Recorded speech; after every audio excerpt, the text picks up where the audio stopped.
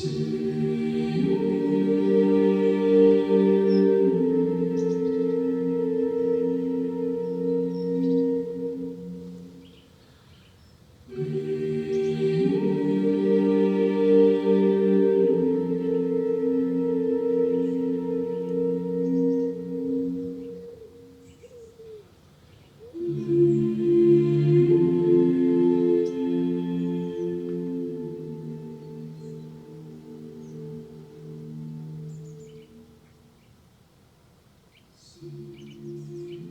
morning and welcome to Beginning the Day with God on Saturday the 13th of August.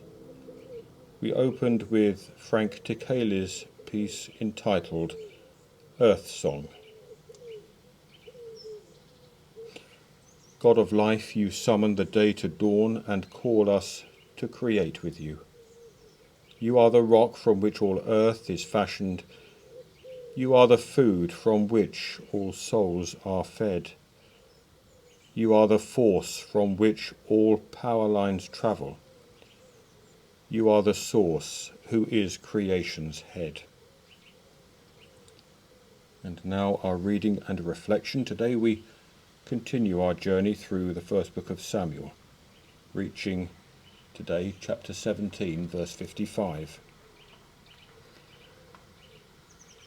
When Saul saw David go out against the Philistine, he said to Abner, the commander of the army, "Abner, whose son is this young man?" Abner said, "As your soul lives, O king, I do not know." The king said, "Inquire whose son the stripling is." On David's return from killing the Philistine, Abner took him and brought him before Saul with the head of the Philistine in his hand. Saul said to him, "Whose son are you, young man?" And David answered, "I am the son of your servant Jesse, the Bethlehemite." When David had finished speaking to Saul, the soul of Jonathan was bound to the soul of David, and Jonathan loved him as his own soul. Saul took him that day and would not let him return to his father's house. Then Jonathan made a covenant with David because he loved him as his own soul. Jonathan stripped himself of the robe that he was wearing and gave it to David, and his armour, and even his sword and his bow and his belt. David went out and was successful wherever Saul sent him. As a result, Saul set him over the army, and all the people, even the servants of Saul, approved. As they were coming home, when David returned from killing the Philistine, the women came out of all the towns of Israel, singing and dancing, to meet King Saul with tambourines, with songs of joy, and with musical instruments. And the women sang to one another as they made merry. Saul has killed his thousands, and David his tens of thousands. Saul was very angry, for this saying displeased him. He said, "They have ascribed to David tens of thousands, and to me they have ascribed thousands. What more can he have but the kingdom?" So Saul eyed David from that day on. The next day an evil spirit from God rushed upon Saul, and he raved within his house while David was playing the lyre, as he did day by day. Saul had his spear in his hand, and Saul threw the spear, for he thought, "I will pin David to the wall." But David eluded him twice. Saul was afraid of David because the Lord was with him, but had departed from Saul.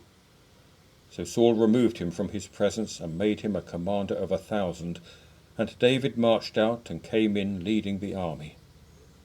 David had success in all his undertakings, for the Lord was with him. When Saul saw that he had great success, he stood in awe of him. But all Israel and Judah loved David, for it was he who marched out and who came in, leading them. Thanks be to God.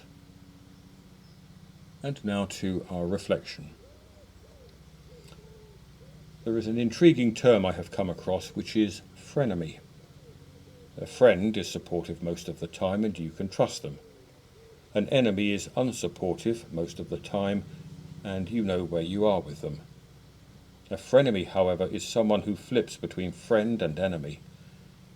This is very disorientating because you don't know when this might happen. They might offer encouragement personally as you try a new task, but then ridicule you when other friends are around in order to make themselves look good. David knows the headless giant to be his enemy. In Jonathan he has a friend, but Saul is a frenemy. A frenemy is easily jealous of your success and will attempt to undermine you. Saul, eager to meet David and have David move in, grows green with envy as the women, his own son, and the soldiers grow more devoted to David than to him. A frenemy will attack when you least expect it, like Saul trying to pin David to the wall, or they will leave you overexposed or overwhelmed in a setting where you're forced to sink or swim. Who are the frenemies in your life, the people who demonstrate they are not worthy of your trust? Do not ignore that feeling, but look instead for Jonathans with whom the love shared can be mutual and reciprocal. Amen. And now the Lord's Prayer. Our Father, who art in heaven, hallowed be thy name. Thy kingdom come, thy will be done, on earth as it is in heaven. Give us this day our daily bread, and forgive us our trespasses, as we forgive those who trespass against us. And lead us not into temptation, but deliver us from evil. For thine is the kingdom, the power, and the glory, for ever and ever. Amen. In dependence on the God of life, may our life this day have blessing. The blessing of the God of life, the blessing of the Christ of love, the blessing of the Spirit Holy. Amen.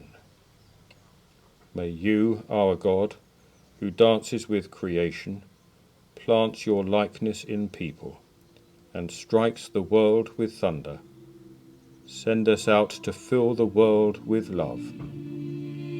Amen.